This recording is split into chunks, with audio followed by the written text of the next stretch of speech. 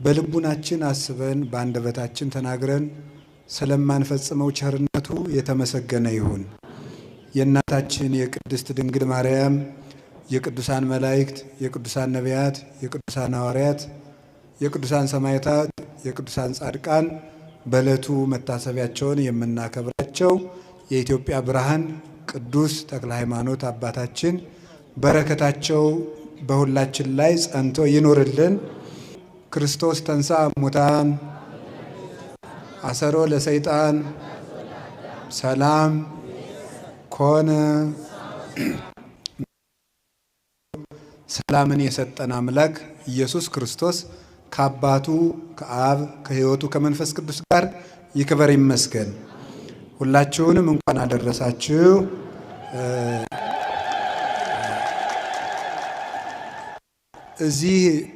እዚህ ደብር እግዚአብሔር በመካከላችን ተገኝቶ እንዲያስተምረን ቅዱስ ፈቃድ ይሁንልን።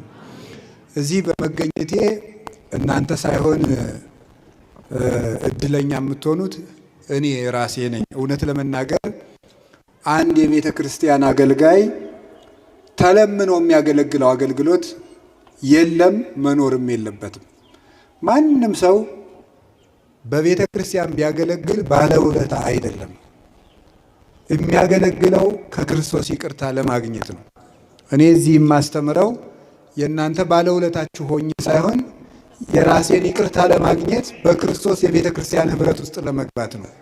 እሱ ነው ዋናው ነገርና እዚህ በመገኘቴ እኔ ነኝ ለኃጢአቴ ይቅርታ ለመተላለፌ ምሕረት የማገኘው ከእግዚአብሔር ጋር እንድታረቅ ከአቡነ ተክለ ሃይማኖት በረከት እንዳገኝ ከእናንተ ጋር ተጨምሬ እግዚአብሔር በቅድስት ኅብረት ውስጥ እንዲያኖረኝ ለእኔ ነው መልካሙ ነገር እዚህ መገኘቴ።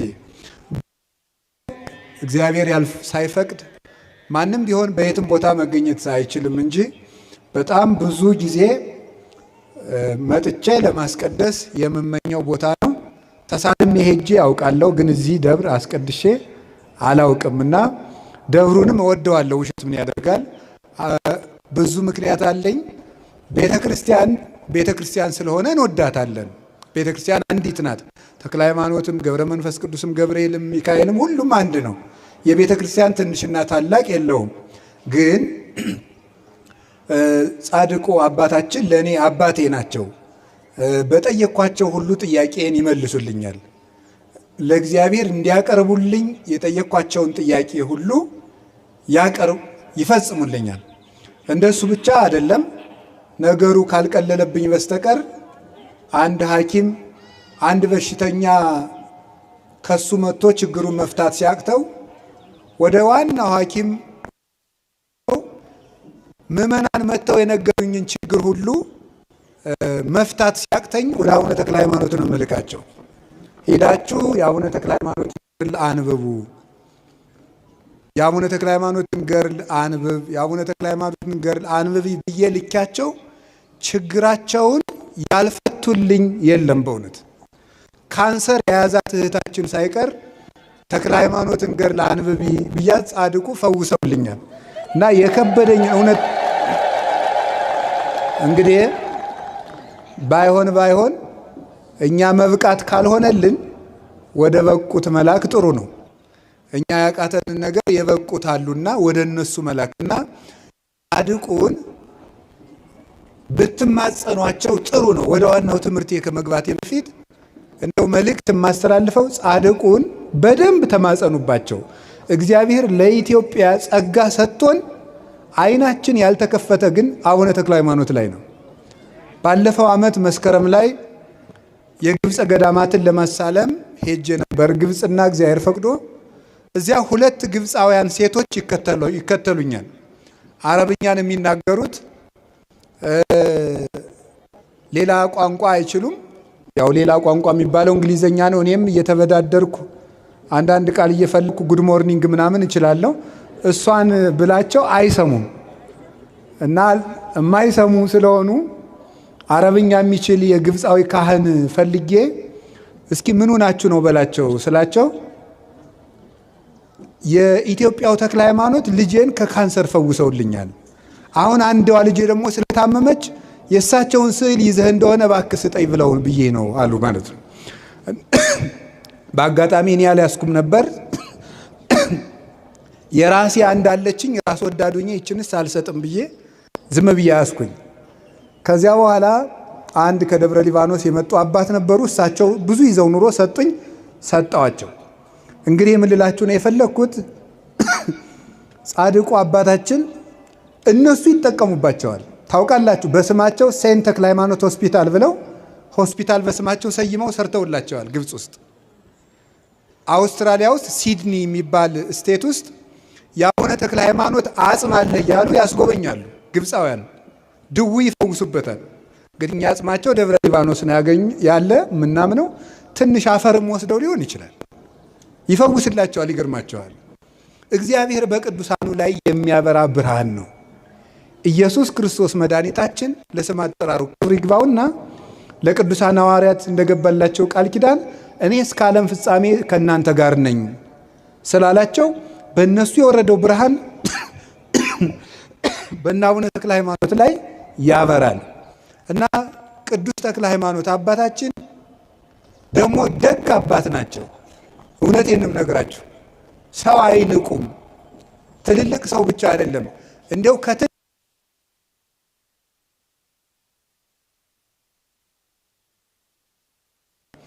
እንደው ዝንጀሮ ስለሚወዱ ነው እንጂ አሁን እኔን ምን አድርገው ምን ብለው ነው እላለሁ አንዳንድ ጊዜ። ዝንጀሮዎች እንኳን ደብረ ሊባኖስ አዝመራ እየበሉ ሲያስቸግሩ አርዲቱ እናጥፋ ሲሏቸው ምንድን ነበር ያሉ አባታችን? አይ ልጆች እኛ መጣንባቸው እንጂ እነሱ ዝንጀሮ መኖሪያ ነው፣ ተዋቸው እንዳትነኳቸው ነበር ያሉ እና አባታችን እንኳን ለሰው ለዝንጀሮ ያዝናሉ። እኛስ ቢሆን ዘንድሮ ከዝንጀሮ ነው እንደው እግዚአብሔር በቸርነቱ ይራራልን እንጂ አያያዛችን እኮ ያውሬ ስራ ነው። አዳ በቸር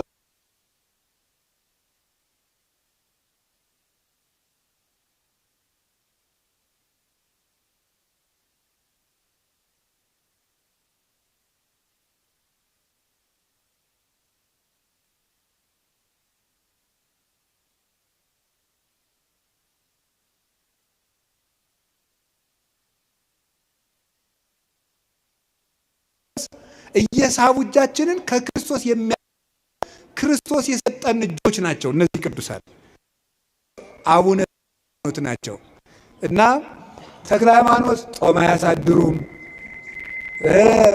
ረሃብ አያስርቡም።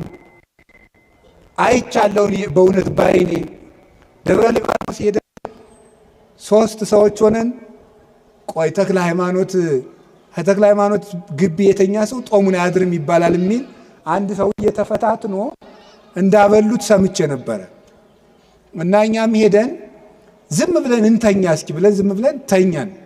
በመኪና ነው የተጓዝነው፣ በፊት ነው ረጅም ሰዓት ተጉዘን ነው የመጣ ነው። ዝም ብለን ተኛን። የዱሮዋ ግቢ ነበረች። አሁን ጸባቴ ያሰሯት አበምኔቱ ነው። በደንብ አድርገው አሰርተውታል። በእውነት እድሜያቸውን ያርዝምልን። በዚያውም በእውነት ማለት ነው ደብረ ሊባኖስን በደንብ አሳምረው አሁን የያዘውን ቅርጽ እንዲይዝ ያደረጉት እሳቸው ናቸው አውቃለሁ። የፊተኛዋ ግቢ ላይ ነበረች። እዚያች ተኝተናል። ከአዲስ አበባ የመጡ አንድ እናት ትርፍ ስሊፒንግ ባግ ይዘው እና እዚያ ተኝተን ሳለ እማናውቀው ሰው እየሮጠ መጣ። 2 ሰዓት ተኩል ወይም እንደዚህ ከምሽቱ ይሆን። ለምንድን ነው እራት ሳትበሉ የተኛችሁ አለን። እኛ በልተናል አልን፣ ተጨናንቀናል። ደግሞ ምን ጉድ ነው ብለን በልተናል አልበላችሁም ብለው ንፍሮ አምጥተው አበሉን። በበነጋው ተክለ ሃይማኖት ግቢ ውስጥ ቆም አይቻል ብለው መክረውን እኒያሰው ሄዱ። እኒያንሰውም በበነጋውም አይቻቸዋለሁ፣ ሌላ ጊዜም ስሄድ አይቻቸዋለሁ። ሌላቸው የፈለኩት ምንድነው የተክለ ሃይማኖት ቤት የሃይማኖት ተክል ናቸው። አባታችን አቡነ ተክለ ሃይማኖት ውሸት አይደለም፣ በሳ ክርስቶስ ነው። 90 ዓመት ሙሉ ራሳቸውን ክደው ዓመት ቅዱስ ጳውሎስ አሁን እኔ ሙቻለሁ በሕይወት አልኖርም ብሎ ተናገረ። ራሳቸውን ገድለው ክርስቶስ በሳቸው ሕያው ሆኖ እንዲታይ ያደረጉ ናቸው። በስጋቸው ክርስቶስ ተገልጦበታል በሁለንተናቸው እና የጻድቁ አባታችን ስማቸው በተጠራበት ገድላቸው በተነበበበት አጋንንት እንዳይቀርቡ ክርስቶስ ቃል ገብቶላቸዋል። በሱ ስም ላይ በአቡነ ተክለ ሃይማኖት ስም ላይ የጌታችን ኢየሱስ ክርስቶስ ስም ተዋህዶ ስላለ ወገኖች በየጉራ አታውቁትን ሰው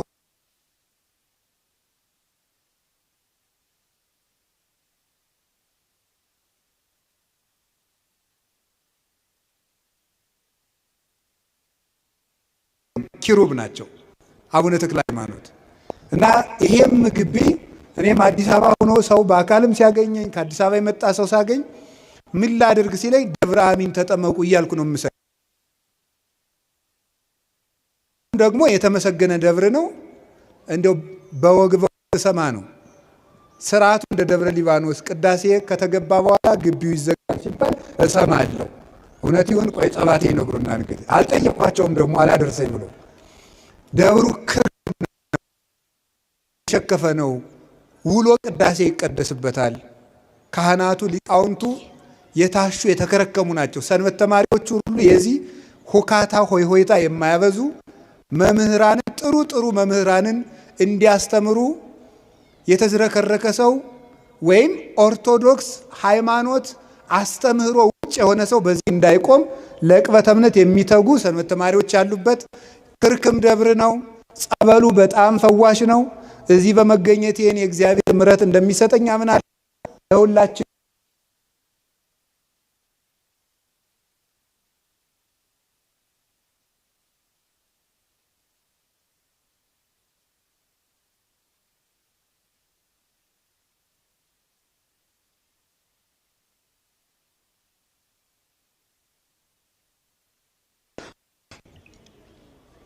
ብዙ አንድ ነገር እንድናገር ፍቀዱልኝ። በዛው ወደ ትምህርቱ ሳልገባ ባይታዊ አባ ኪዳነ ማርያምንም እስቲ እግዚአብሔር በእድሜ ያቆይልን በሉ።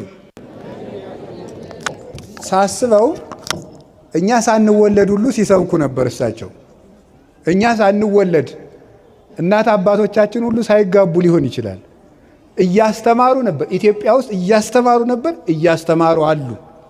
ይሄ እግዚአብሔር ቸርነት ነው እና በቤተ ክርስቲያን ውስጥ ደግሞ ይገርማችኋል፣ እንኳን ያገለገለ ሰው ያገለገለ ዕቃ ክብር ይሰጠዋል። አሁን የተሰበረ ጽዋ ዝም ብሎ አይጣልም፣ ተከብሮ ነው በዕቃ ቤት የሚቀመጠው። ማይጠንቱ ቢሰበር የተቀደደ ጥላ እንደው ትንሽ እንደው የዋህ ቄስ ዝም ብሎ መጽሐፍ ካልሰፋበት በስተቀር ዕቃ ቤት ነው የሚቀመጠው፣ ዝም ብሎ አይጣልም። የተቀደደ ጥላ እንኳን ሳይቀር እግዚአብሔር ቤት ነው የሚቀመጥ። እንግዲህ ያገለገለ ዕቃ ክብር ካለው ያገለገለ አባትማ እንዴት ክብር የለውም? 40 ዓመት 50 ዓመት በላይ ኢትዮጵያን አገልግለዋል። ዙረው ደከመኝ ሳይሉ በዱር በገደል በገጠር የኮዳ ውሃ ብቻ ቋጥረው እየዞሩ ማለት ነው። እንግዲህ እሳቸው የሚጠብቁት ሞታቸውን ነው። ለእኛ ይጸለይልናል። ገና ነው ጉዟችን፣ አቀበቱ ብዙ ነውና መጨረሻችንን እንዲያሳምረው እግዚአብሔር እንደነሳቸው ያለ ደግሞ አባት አይንሳን በሉ። አንድ ጊዜ ሁላችሁንም እንደው እስከ ዛሬ እድሜያቸውን በሙሉ ላስተማሩት እስኪ አንድ ጊዜ ቃለ ሕይወትን ያሰማልን በሏቸው። ድገሙ። አዎ። ስለዚህ ቅድም ጸባቴ እንደነገሩን ግሩም የሆነ የሚያበራ ገዳም መስርተዋል። ስርዓቱ የተጠናቀቀ በልማቱ ደክሞ ምዕመናንን የሚያስተዳድር ለድሆች ሁሉ የሚደርስ ገዳም መስርተዋል። እየተስፋፋ ነው። አሁንም እንግዲህ ገዳሙንም በረድኤት ያጽናልን። በቃ ይሄንን ካልኩኝ ወደ ትምህርታችን እንሄዳለን። የእግዚአብሔር ልጆች በሚል ርዕስ ነው ለአጭር ደቂቃ የምንማማረው። እስኪ በሉ ድገሙ። እንድገም። እሺ። የማቴዎስ ወንጌል ምዕራፍ 5 ቁጥር 9 ላይ የምናገኘው ቃል ነው። ብፁዓን ገባርያነ ሰላም እስመ እሙንቱ ውሉደ እግዚአብሔር ይሰመዩ የሚለው ነው። የእግዚአብሔር ልጆች እርቅን የሚያደርጉ ሰዎች ንዑዳን ክቡራን ናቸው፣ እነርሱ የእግዚአብሔር ልጆች ናቸውና ይባላሉና ብሎ ጌታ ራሱ በምድር ተገልጦ ሲያስተምር የተናገረው ነው። አሁን እኔ ዛሬ የምነግራችሁ እዚህ የተሰበሰብነው የእግዚአብሔር ልጅ ሆነን ነው።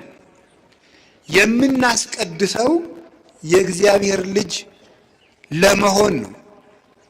ንስሐ የምንገባው የእግዚአብሔር ልጅ ከመሆን፣ ጾመው የእግዚአብሔር ልጆች ለመሆን ነው። የምንመጸውተው የእግዚአብሔር ልጆች ለመሆን ነው። በአጠቃላይ የክርስትና የመጽሐፍ ቅዱስ መጨረሻው ምንድን ነው ሲባል ማዕከሉ ሰዎችን የእግዚአብሔር ልጅ ማድረግ ነው። እዚህ የተሰበሰብንበት ዓላማ የእግዚአብሔር ልጅ ለመሆን ነው። ሰው ቅዳሴ የሚማረው የእግዚአብሔር ልጅ ለመሆን ነው። ሰው የቅኔ መምህር የሚሆነው የእግዚአብሔር ልጅ ለመሆን ነው። ሰው የድጓ መምህር፣ የዝማሬ መምህር፣ የመጽሐፍ መምህር የሚሆነው የእግዚአብሔር ልጅ ለመሆን ነው። ሰው በተክሊል የሚያገባው የእግዚአብሔር ልጅ ለመሆን ነው። ሰው የሚመነኩሰው የእግዚአብሔር ልጅ ለመሆን ነው። ሰው ጳጳስ የሚሆነው ለሊደርሽፕ አይደለም፣ የእግዚአብሔር ልጅ ለመሆን ነው። ማንም ሰው የእግዚአብሔር ልጅ ነው። የእግዚአብሔር ልጅ ለመሆን ነው እዚህ የተሰበሰብነው። የምንኖርበት ዓላማ የእግዚአብሔር ልጅ ለመሆን ነው። አንዳንድ ጊዜ መንገዱን መዳረሻውን ካላወቁ መንገዱን ይስቱታል አይደለም? የእግዚአብሔር ልጅ ለመሆን እንደምንኖር ካልገባን መንገዳችን ምን እንደምናደርግ አይገባንም ማለት ነው። የእግዚአብሔር ልጅ መሆን ማለት እሱን መምሰል ማለት ነው። አርአያውን አምሳሉን መፍጠር መምሰል። በነገራችን ላይ ኃጢአት ማለት ምን ማለት መሰላችሁ? ኃጢአት በዕብራይስጥ ቋንቋ ካታ ይባላል። ካታ ማለት ቱሚስ ዘጎል ማለት ነው። ምን ማለት ነው? እሳት ማለት ነው። ወይም ደግሞ መመታት የነበረውን ዓላማ መሳት ማለት ነው። ኃጢአት ማለት እንደሱ ነው። ዓላማን መሳት ማለት ምን ማለት ነው? ሰው የተፈጠረው እግዚአብሔርን ለመምሰል ነው። ስለዚህ ሲበድል ዓላማውን ሳተ ይባላል። ዓላማውን ሳተ። ኃጢአት ማለት ይሄ ነው ፍቺው። ኃጢአት እግዚአብሔርን ከመምሰል መሳት ማለት ነው። ዓላማን መሳት ማለት ጎልን ማሳካት ወይም ደግሞ ቱሚት ዘማርክ ይባላል። እሷን የተሰመረችልን መስመር ነጥቧን መሳት ማለት ነው። ሄደ ሳትነካት መቅረት ማለት ነው። ስለዚህ ኃጢአት ማለት እንደ ተፈጠርክበት ዓላማ ሳትኖር መቅረት ማለት ነው። እሱ ነው ኃጢአት ማለት። ጽድቅ ማለት ደግሞ እግዚአብሔርን መምሰል ማለት ነው። በኦርቶዶክስ ተዋህዶ አስተምሮ መዳን ማለት ከቅጣት ማምለጥ ማለት አይደለም። መዳን ማለት ከእግዚአብሔር ጋር መኖር ማለት ነው። ኦርቶዶክሳዊ አስተምሮ ከዌስተርን ቴዎሎጂ ከሚባለው የሚለየው በዚህ ነው። የኛ የኦርቶዶክስ ተዋህዶ አስተምህሯችን መዳን ምንድን ነው ተብላችሁ ብትጠየቁ በኦርቶዶክስ መዳን ማለት ከእግዚአብሔር ጋር መኖር ማለት ነው። እግዚአብሔርን መምሰል የቴዎሎጂ መምህራን ቲኦሲስ የሚሉት ነው። የግሪክ ቃል ነው። ቲኦሲስ ማለት እግዚአብሔርን መምሰል ማለት ነው። እግዚአብሔርን መምሰል ሱታፊ አምላክ ይባላል ሲተረጎም። ለሱ ነው የተፈጠር ነው። ስለዚህ ለምንድን ነው የምውለው ብትሉ እግዚአብሔርን ለመምሰል። ለምንድን ነው የምናድረው? እግዚአብሔርን ለመምሰል። ባልና ሚስት በተክሊል ባይጋቡ ምን አለ? እግዚአብሔርን ስለማያስመስላቸው። ሳይቆርቡ ቢጋቡ ምን አለ? እግዚአብሔርን ስለማያስመስላቸው። ቢፋቱ ምን ችግር አለ? እግዚአብሔርን ስለማይመስሉ። የምንሰራው ስራ ሁሉ እግዚአብሔርን ለመምሰል ነው። ይገርማቸዋል። የተፈጠርንበት ዓላማ የእግዚአብሔር ልጅ ለመሆን ነው። እሱ ነው የምናደርገው። አሁን እንዳልኳችሁ ለምሳሌ ጋብቻን ስትወስዱ ጋብቻ ምንድን ነው ተብለው ሲጠየቁ the dwelling of Jesus Christ through marriage ይላሉ የቴዎሎጂ ሊቃውንት። ኦርቶዶክሳዊ ጋብቻ ማለት የኢየሱስ ክርስቶስ በጋብቻ ውስጥ መኖር ነው ይላል። በጋብቻ ውስጥ መኖር ሁለት ጾታዎች አንድ ላይ ስለኖሩ ሶሻል ኮንትራት ይባላል እንጂ ጋብቻ አይባልም። ኦርቶዶክሳዊ ጋብቻ የሚባለው ምንድነው? ክርስቶስ በዚያ ውስጥ ሲኖር ማለት ነው። ስለዚህ ክርስቶስ የሌለበት ነገር ሁሉ፣ እግዚአብሔርን የማንመስልበት ነገር ሁሉ ፍሬ የለው። እዚህ የቆምነው እግዚአብሔር ክርስቲያን የሆነው ተቋም ውስጥ ለመሳተፍ አይደለም፣ እግዚአብሔርን ለመምሰል እኛ ሰይጣንን ሩጠን ለማምለጥ አይደለም ክርስቲያን የሆነው፣ እግዚአብሔርን ለመምሰል ነው። አንድ ክርስቲያን ሰይጣንን ለማጥቃት ዓላማ አድርጎ ሲኖርና እግዚአብሔርን ለመምሰል ዓላማ አድርጎ ሲኖር የተለያዩ ነገሮች ናቸው። ሰው እግዚአብሔርን ለመምሰል በሚያደርገው ሩጫ ሰይጣን ሲቃወመው ሰይጣንን ተቃውሞ ያጠፋል እንጂ ሰይጣንን ለመቃወም የሚባል ክርስትና የለም። አሁን አንዳንድ ጊዜ ያለ አንዳንድ ሰው ለምሳሌ እኔ ብዙ ጊዜ እናገራለሁ። እየጸለየ እያለ ለምሳሌ እባብ ቢመጣበት ግድግዳው ላይ እባብ ብቅ ሲል ጸሎቱን ይጸልይና አሁን ስም ይፈራና ዘወር ብሎ አሁን ስም ያትቀደስ ስም አለ ይሆን እንዴ ነው እንደ ትምጻ መንግስትከ ሄደ እንዴ ደሞ ውዳሴ ማርያም ጨርሶ እስካሁን አላቃጠልኩትም እንዴ እያለ እየዞረ ያያል። ዓላማው እባቡን ለማሸሽ ከሆነ ጸሎቱ እባቡ ፍንክች አይሄድም። ዓላማው የጸሎቱ ዓላማ ክርስቶስን ፍለጋ ከሆነ ግን እባቡ ሰከንድ አይቆይም። ስለዚህ አያችሁ የጉዳያችን የትኩረት አቅጣጫ መለወጥ አለበት።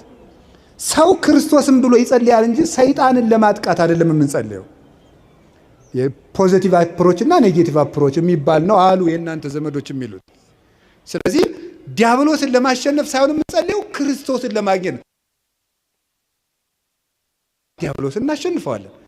የእሱን ክፋትም ጠንቅቀን ማወቅ አለብን እንዳያሰናክለን።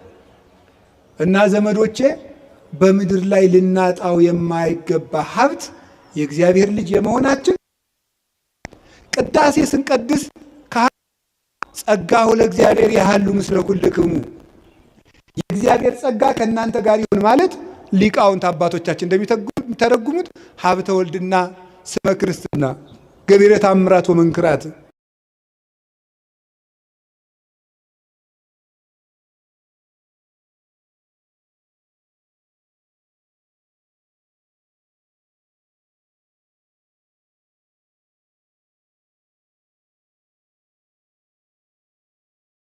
መልእክቱ በጸጋው ድነናል የሚለው በስራችን አይደለም፣ በጸጋው ድነናል የሚልበት ምክንያት ለምን ይመስላችኋል? የእግዚአብሔር ልጅ ለመሆን እኛ ያበረከትነው አስተዋጽኦ የለም፣ በቸርነቱ ነው የሰጠን ማለት ነው እንጂ ስራ አያስፈልግም ማለት አይደለም። ልጆቹ ያደረገን በቸርነቱ ነው፣ በምህረቱ ነው። ባሪያ እንኳን መሆን ነበር፣ በቸርነቱ ልጆቹ። አይገርማችሁም? ቅዱስ አትናቴዎስ ይናገራል በእንተ ቀዳማዊ ቃል የሚል መጽሐፉ ላይ ሲናገር ሰዎች እግዚአብሔር እንዲሆኑ የእግዚአብሔር ልጅ ሰው ሆነ ይላል። ሰው እግዚአብሔር ይሆናል እግዚአብሔር እንዲመስሉ ማለት ነው።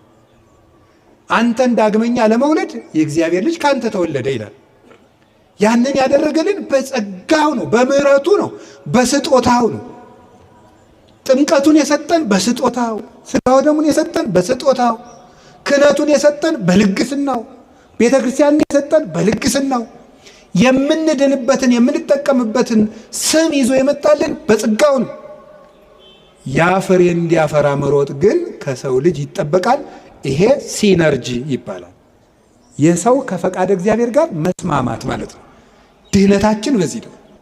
ስለዚህ እግዚአብሔርን ለመምሰል ነው የተፈጠር ነው። ከቃሉ ጋር ናችሁ እና የእግዚአብሔር ልጅ መሆን ነው ትልቁ ነገር። እግዚአብሔር በምድር ምን ስልጣን ሰጥቶናል ብትሉ ሁላችሁ ያላችሁ ስልጣን ነው፣ ትልቅ ስልጣን። ሁላችሁም መዘጋጃ ቤት ሳትሄዱ፣ ፍርድ ቤት ሳታሳውጁ፣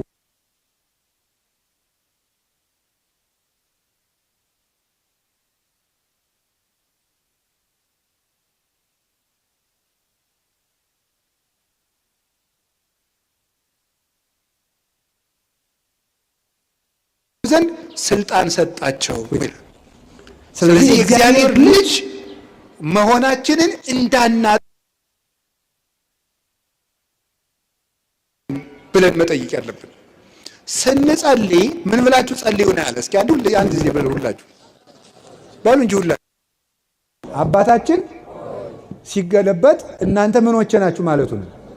አቤት ልጆቼ ናችሁ ማለት ነው። አባታችን ሆይ ማለት ልጆቼ ናችሁ። እግዚአብሔር ንጉሳችን ብቻ አይደለም አባታችን ነው። ስለኛ ይገደዋል፣ ስለኛ ያሳስበዋል። ከልብስ በላይ ራሱን አልብሶናል፣ ከምግብ በላይ ራሱን መግቦናል። ለኛ ሙቶልናል። በግ አላረደልንም፣ የራሱን ስጋ ነው የፈተተ። ወይን አልቀዳልንም፣ የራሱን ደም ነው የሰጠን።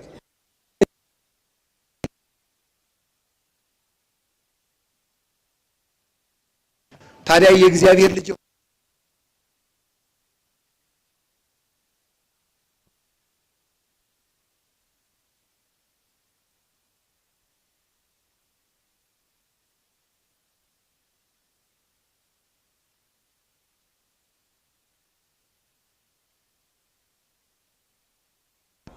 አያችሁ፣ ለመዳን ሰው ስራ በነፃ ልጆቹ አድርጎናል። በነፃ ልጆቹ ካደረገን በኋላ በጥምቀት ገብረ ሥላሴ ወለተ ሥላሴ ከተባልን በኋላ በጥምቀት ልጆቹ ከሆን በኋላ የእሱ ልጅ የመሆናችን ፍሬዎች አሉ ከኛ የሚጠበቁ። እነዚያን ፍሬ ሲያጣ ፍሬ የማያፈራውን ዛፍ ይቆርጡታል፣ ወደ እሳት ይጥሉታል። ያ ነው ያለ ስራ መዳን አይቻልም ይባላል። የእግዚአብሔር ልጆች ካደረገን በኋላ የእግዚአብሔር ልጅ ሆነን እንድንቀጥል የሚያደርገን ምንድን ነው ስትሉ የመጀመሪያው እርቅ ነው። እስቲ እርቅ በሉ ንገሩኝ እንጂ። አሁን ዛሬ በዚህ በባለ 50 ቅዱስ ያሬድ ብሏል፣ ምድርኒ ትገብር ፋሲካ ከሐጺባ በደመ ክርስቶስ። ምድር ራሷ በዓሉን ታከብረዋለች፣ በክርስቶስ ደም ተቀድሳለች ነው። አሁን ሰማይና ምድር በክርስቶስ ደም ታርቀዋል። አሁን ይሄ በዓለ 50 የእርቅ በዓል ነው። ጠበኛ ሰው ይሄ በዓል ውስጥ አለው ማለት አይችልም። የእርቅ በዓል ነው። እርቅን የሚያደርጉ ሰዎች ብፁዓን ናቸው። የሚያስታርቁ ሰዎች ብፁዓን ናቸው። እነሱ የእግዚአብሔር ልጆች ይባላሉ። አሁን ቅድም ነግሬያቸዋለሁ። መጀመሪያ የእግዚአብሔር ልጆች የሆነው በምንድን ነው? በጥምቀት በሉ እንጂ በሉ በሃይማኖት በሉ በቅዱስ ቁርባን። በዚህ ምን ሆነናል? አሁን ይሄ የእግዚአብሔር ልጅ የመሆናችን ፍሬ ደግሞ ይጠበቃል። አንዱ ምንድን ነው አልኳችሁ? እርቅ ነው። መታረቅ ሰውን የእግዚአብሔር ልጅ የሚያስብለው ነው። የማይታረቅ ሰው የእግዚአብሔር ልጅ ነኝ ማለት አይችልም። ክርስቲያን የእግዚአብሔር ልጅ ነው። የማይታረቅ ልጅ ደግሞ የእግዚአብሔር ልጅ አይደለም። እግዚአብሔር እርቅ ወዳጅ ስለሆነ ነው። እግዚአብሔር እንዴት ያለ አስታራቂ መሰላችሁ? መጀመሪያ እግዚአብሔር በስነ ፍጥረታትን አስታርቆ ነው ያኖራቸው። ውሃና እሳት ጠበኞች ናቸው፣ እውነት ሐሰት። ነፋስና መሬት ጠበኞች ናቸው፣ እውነት ሐሰት። አሁን እኛ ከምን ተፈጥረናል? ከነፋስ ከመሬት እና ከውሃ ከእሳት። እነዚህ ጠበኞች አንድ ላይ ተስማምተው ምን ይባላሉ? ሰው። አንድ ላይ እየኖሩ ነው። እግዚአብሔር የእርቅ አምላክ ስለሆነ እሳትና ውሃን አንድ ላይ አድርጎ ሰው አድርጎታል። መሬት ነፋስን ይጋርደዋል፣ ነፋስ መሬትን ይጠርገዋል። አስማምቶ ግን እግዚአብሔር ሰው አድርጎታል። እግዚአብሔር አስማምቶ ፍጥረትን ፈጠረ። እግዚአብሔር እንደው እርቅ እንደሚወድ ከማይባቸው ታሪኮች ውስጥ አንድ ሁለት ይገርሙኛል። የመጀመሪያው አዳም የተሳሳተ ጊዜ ያደረገው ነው። አዳም ዕፀ በለስን በልቶ፣ መቼም የሰባኪ ስብከት መለማመጃ አዳምና ሔዋንን መውቀስ ነው ይባላል። እኔ ግን እንዲች ብዬ አልወቅስም። እነሱ ሞኝ ናችሁ መሰለኝ። ሔዋን እኮ አሁን ገነት ነው ያለችው። የጸደቀች ሰው መወቅስ እኔ ጅል ነኝ? እሷ ጸድቃለች። የኔ ገና ዕዳዬን አላወኩም። አዳም ጸድቋል። ደሞስ በማን ላይ ቁመሽ እግዚአብሔርን ታምያለሽ ይባላል። ደግሞስ ማን በወል ይሄ ክርስቶስ እኮ ሰውን ያዳነ ሔዋን ልጅ ብትወልድ እኮ ነው። ሔዋን እኮ ውላልናለች፣ እናታችን ናት። በእውነት አዳም አባታችን ነው። ንስሐ ገብቶ ነው ክርስቶስ የተወለደልን። አሁን አዳም በተሳሳተ ጊዜ እርቃናቸውን ሆነው አዳምና ሔዋን ሄደው በለስ ውስጥ ተሸሸጉ። እንዲያውም መጽሐፍ ቅዱስ ምንድን ነው የሚለው? ሄደው ከእግዚአብሔር ፊት ተሸሸጉ ይላል። ምክንያቱም ሄደው የተሸሸጉበት ቦታ ራሱ የማን ፊት ነው? የእግዚአብሔር ፊት ነው። አዳም እግዚአብሔር አዳምና ሔዋን ያሉበትን እያወቀ እንዲሁ ይገርማል እኮ አመጣጡ። በሰርክ ጊዜ ይሄን የገነቱን ቅጠሉን ምኑን ኮሽ ኮሽ ኮሽ ኮሽ እያደረገ አዳም በየት ነው ያለ እያለ መጣ። አይገርማችሁም? አዳም አላየው መስሎ ነው ቢለውስ አንተ ቀጣፊ መጀመሪያ እንዲህ ከመሽሎክሎክ አትብላ ያልኩህን እንጨት ለምን በላ? አሁንም ና እያየው ነው እዚያ ዛፉ ስር ነው ያለ አይለውም ነበር?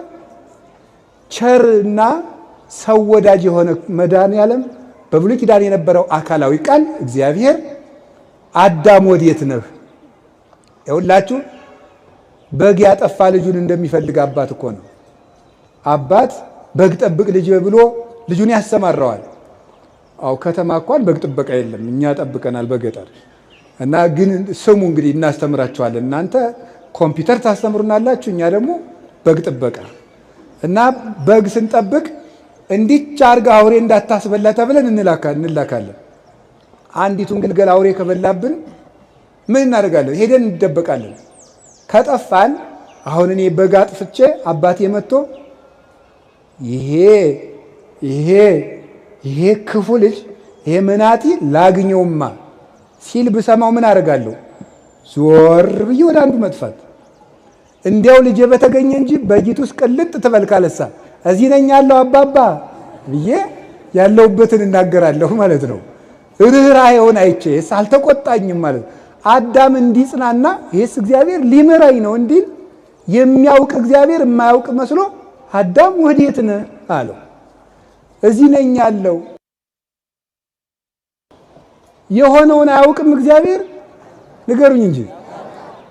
ያያችሁ ጭንቀቱን መስማት ፈልጎ ነው ሊያናግረው ቢሻ ይላሉ ሊቃውንቱ። እንደዚህ አሁን አንዳንድ ሰው ይሉላችሁ ችግር መጥቶ ሲነግራችሁ፣ ለምሳሌ ብር ያላችሁ ሰዎች ከሆናችሁ ድሃ መጥቶ ወግ ሲያወጋችሁ ወግን አሳጥረውና ብር ነው የፈለክ አይባልም። ችግሩን አስጨርሶ ማዳመጥ ይገባል። ብር ከሚወረውር ሰው የሰማ ሰው ይበልጣል። ጭንቀቱን የሰማ አይዞ እኔም እንዳንተ በዚህ ዘመን ችግረኛ ነበርኩኝ፣ አይዞ ያልፋል፣ እኔም ደግሞ እንዲተጋግዛለሁ ሲሆን ሲያለቅስ አብሮ ማልቀስ ይገባል። በቀር ግን ምንድነው ዝም በል አንተ ጉዳይ ገብቶኛል አጠር አድርገው ብዙ ጉዳይ አለብኝ መስማት የምትችሉበት እድል ከሌላችሁ ለሌላ ቀን ቅጠሩት። ሰው ዛሬ ያጣ የሚሰማው ሰው ነው። እኛም አንሰማም፣ ሌላውም አይሰማም። እዚህ ውስጥ ብዙ ሰምና ወርቅ አለ። በቃ ሌላውም አይሰማም። በቃ እና እኛም አንሰማም። ሚስትም ባሏን አትሰማም፣ ባልም ሚስትም አይሰማም። ውሎ ገብቶ ሰው አይደማመጥም። እንደ ዝንጀሮ ስልኩን ይዞ ጉጭ የሚሰማ የለም። በጣም አስቸጋሪ ነው በእውነት ማለት ነው። የሚሰማ ሰው ከጠፋ ዓለም የሚጠፋ ጆሮ ሲጠፋ ነው። ሁሉ አፍ ከሆነ ችግር እኮ ነው። ይገርማችኋል እኮ አንድ የአሜሪካ ሳይኮሎጂስት አሜሪካ ውስጥ ሁሉ ተናጋሪ ሆኗልና ጆመሪያ ከሚሰጠው ልምምድ አንዱ በቀን 20 ደቂቃ ዝም በል የሚል ነው። ቢያንስ ዝም ማለት እስቲ በቀን 20 ደቂቃ ዝም በል። እዲሁ ዝም ስልካ ምንም መረጋ አሁን ትንሽ ወሬ ልታናግሩት ራሱን ሲያክ እጁን እንደዚህ ሲያረግ እንደዚህ ሲል ያስጨንቃል፣ ያሳዝናል።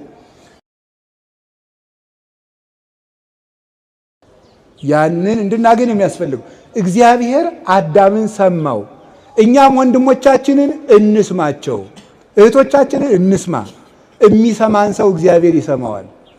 ስምዑኒ ደቂቀ እስራኤል እግዚአብሔር ይስማይክሙ አይደል ያለ? የጌዴዎን ልጅ ሄዶ ምንድነው ያለ? የእስራኤል ልጆች ሆይ እናንተንም እግዚአብሔር ይስማችሁ ብሏል። የሚሰማ ሰው ሰሚ ያገኛል። እግዚአብሔር አዳምን ሰማው። ተከትሎ ሄዶ አዳምን አባብሎ ታርቆት መጣ።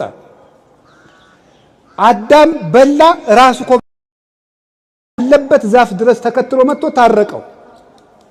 አሁን ዛሬ ታረቁ ሲባል እኔ አልታረቅም። ቀጥሎስ እንደው ትንሽ ሻል ያለ ሰው ካለ ባይሆን እሱ ይምጣ እንጂ ያለድም ያጠፋ እሱ ተከትለን ሄደን መታረቅ ሲገባን እየተከተሉ ምሕረት የሚለምኑንን ይቅርታ የሚጠይቁንን ሰዎች እንኳን ይቅርታ እናድርግ ያሰኛል። ስሳ ለሰላም ወዴግና አንተ ለምነህ ታረቅ። ሰውየው መምጣት ቢያቅተው ትዕቢት ነው እንደሚያደርገን። ውስጣችን ያለው ራስ ወዳድነት ነው እንዳንታረቅ የሚያደርገን። ስለዚህ የእግዚአብሔር ቤተሰቦች አይደለም እግዚአብሔርን ይመስላል። እርቅ እንዲያው በሞት ያፈርሰውን ዛሬ የምነግራችሁ ዛሬ ከሰዓት ጀምራችሁ ለምናችሁ ቢሆን ታረቁ የተጣላችሁን ሰው። እንደዚህ አይኖች ደም እያለቀሱ ነው። እንታረቅና እግዚአብሔር ይማረን። የጨካኝን ልብ እግዚአብሔር ይመልስ። እኛ እንታረቅ፣ ይቅር ባዮች እንሁን። ይሄን የሚባል አባት ምን ይላል? ቆብሰ ትምህርተ የዋሃት ይእቲ፣ ቆብ የይቅርታ ምልክት ነው ይላል። ቆብ ይቅርታ የማያደርግ መነኩሴ አይባልም። የደፋው የሾህ አክሊል ነው። ክርስቶስ የሾህ አክሊል ደፍቶ ይቅር ሲል ነው የዋለ፣ ሲጣላ ነው የዋለ። ይቅር ሲል ነው የዋለ። ክርስትና ይቅርታ ነው። መስቀል የያዝነው ለምንድን ነው? ልንዋጋ ላይ ማተብ ያሰርነው ይቅር ልንልበት ነው። ያለ ይቅርታ በፍጹም የእግዚአብሔርን ፊት ማየት አይቻልም። ዳዊት ቅዱስ እና ኋላ ደግሞ በጣም በሚያስደንቅ ሁኔታ ልብ የለንም። ቅዱስ ዮሐንስ አፈወርቅ እንደተናገረው ዓርብ የክርስቶስ ደም ሲያርፍበት አለቱ ሲሰነጠቅ የአይሁድ ልብ ግን እንደተዘጋው አለ ይላል። ልባችን እስከዛ በር ነው የሚከፍትልን። ራዕየ ዮሐንስ ምዕራፍ 3 ላይ አንብባቸዋል። በደጅ ቆሜ አንኳኳለሁ፣ የሚከፍትልኝ ካለ ገብቼ እራት እበላለሁ። ክርስቶስ ዛሬም በደጅ ቆሞ ያንኳኳል። የተዘጋ ይምህርዎሙ የሚራሩን ውዳን ክቡራን ናቸው፣ ለነሱም ፍቱርቱ ሥላሴ ይራሩላቸዋል ብሎ ነግሮናል። ምህረት የእግዚአብሔር ልጅ ምልክት ነው፣ የመሆን ምልክት ነው። የተጣላ ማሰኔን ሳያበላሽው አይቀርም። ያው ማለት እቺ እንትን ስላለች ማለት ነው። ግብ የሚባል ነገር ስለመጣ ምንም የለም። አሁን ድሮ ገጠር ስናድግ ምንድነው መሰላችሁ? የሆነ ጭቃ ስናቦካ ምናምን ልጅ ሆነን የሆነ ጎረቤት ካገኘን የመቅጣት መብት አለው። አባቴ አይደለም ግን በደንብ አድርጎ ይገርፈኛል። ዋስጥራ ሄጄ ደግሞ ይቆጡልኛል ብዬ ለእናት አባቴ ገሌ እኮ ደብድቦኝ ሲባል ደግ አደረገ ሳይ እኔ ይጨምሩልናል እንዲያውም ማለት ነው። ያ ነው ኢትዮጵያዊነትን ያቆየው ማለት ነው። አሁን የጎረቤትን አቢዩዝመንት መጨቆን ነው ልጆች። አሁን እኮ ልጅ እያሳደግን ሳይሆን በሬ እያደለብን ነው። ማዳበሪያውም ይመስለኛል በ13 ዓመታቸው እኔ ጠብ ከሀገር ጠብ ይበልጣል። ለምን ሕክምና በሽታን መናገር ማለት ነው። ከዛ መድኃኒት ታዘዝልናል። አሁን አንድ ሰው ለሐኪሙ ሄዶ በሽታውን ተናግሮ ይኸውልህ ሰማችሁኝ፣ በሽታውን ተናግሮ ሲጨርስ ጨጓራ መሆኑ ታወቀ። ለምሳሌ ጨጓራ ማለት ጋስትራይት ነው። እሱ ማለት በምናምን ባክቴሪያ አድርጎ በምን ተነግሮ ሙከስ መንብሬን ሲላጥ ምን እንደዚህ ብሎ የሚመጣ ነገር ነው። እነዚህ ደግሞ ነገሮች ከእንትን ጋር ኮኔክት ያው ስለማላውቀው ብሎ ሌክቸር ቢሰጠውና በቤት ግን ቢለው ይድናል አይድንም። የሚድነው መድኃኒት ሲያዝለት። ስለ ጨጓራ በመስማት ጨጓራ መዳን አይቻልም። የጨጓራ መድኃኒት በመውሰድ ነው። ለጥንቃቄ ይረዳ ይሆናል። እየሰሙ ብቻ በመሄድ መዳን የለም፣ ሄዶ ማድረግ ነው። አንድ ምዕራፍ መጽሐፍ ቅዱስ በቀን አዝዤላችኋለሁ። እንግዲህ ያው እግዚአብሔር አዝዤው እዚህ አዞናል። እንግዲህ መቼስ ከናታችን ተላላኪ አድርጎን አንድ ምዕራፍ መጽሐፍ ቅዱስ ለራሳችሁ ቃልጉና አንድ ምዕራፍ መጽሐፍ ቅዱስ ሳላነብ አልተኛም ብላችሁ ለ24 ሰዓት አንድ ምዕራፍ መጽሐፍ ቅዱስ አንብቡ። እሺ፣ በጣም ጥሩ። ከዚያም እንግዲህ የፊልሞና በመጽሐፍ ቅዱስ አንድ ምዕራፍ ያለው መጽሐፍ ቅዱስ ነው። ልክ እንደ ይሁዳ መልእክት ማለት ነውና በጣም የሚያስገርማችሁ ለምንድን ነው ፊልሞና መልእክት ከሁሉም መጽሐፍ ቅዱሶች ከሚያስገርመው ጠባዩ አንድ ባሪያንና አንድ ጌታን ለማስታረቅ የተጻፈ መጽሐፍ ነው። በጣም እኮ ነው የሚገርማችሁ። ስለ እርቅ ትልቅነት ነው አረሳችን። ፊልሞና የሚባል አንድ ትልቅ ሰው ነበር፣ ባለጸጋ አናሲሞስ የሚባል ባሪያ ነበር። ዛሬ ሰራተኛ ተብሏል። አሁን ያው መቼስ እንትን እያለ አይደል ቀለም እየተቀባ ነው ሁሉ ነገር። አሁን ሰራተኛ ተብሏል። አይነ ስውር የሚለው ቀርቶ ማየት የተሳነው ገና ነው። ይሁን ግድ የለም። አሁን ሰራተኛው አናሲሞስ ባለጸጋው ፊልሞና ይባላል። ሁለቱ ተጣልተዋል። በቤተ ክርስቲያን በትውፊት ከብት አጥፍቶ ነው ይላሉ። ለማንኛውም ግን አንድ ባለጸጋና ሰራተኛው ተጣሉ። ቅዱስ ጳውሎስ ይህንን ሰምቶ አናሲሞስን እንዲታረቀው የጻፈው አንድ ደብዳቤ ከአንድ መጽሐፍ ቅዱስ ተብሎ ተቆጥሯል። በጣም ይገርማቸዋል። አንድ ባለጸጋንና ሰራተኛውን ለማስታረቅ የተጻፈ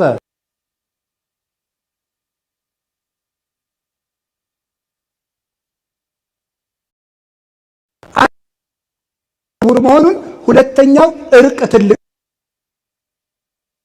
ሰው ለማስታረቅ የተጻፈ ደብዳቤ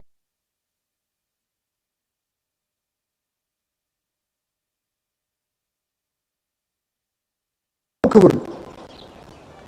ታረቅ ጋር ካልታረቅ ከእግዚአብሔር ጋር አትታረቅም ብሎ ጻፈልን። ሰራተኛ የበደለ ያጠፋብህ ሀብት ካለ እኔ እከፍልሃለሁ በእኔ ቁጠረው ብሎ ነው ቅዱስ ጳውሎስ ያስታረቀ። ዋሱ ነው ማስታረቅ።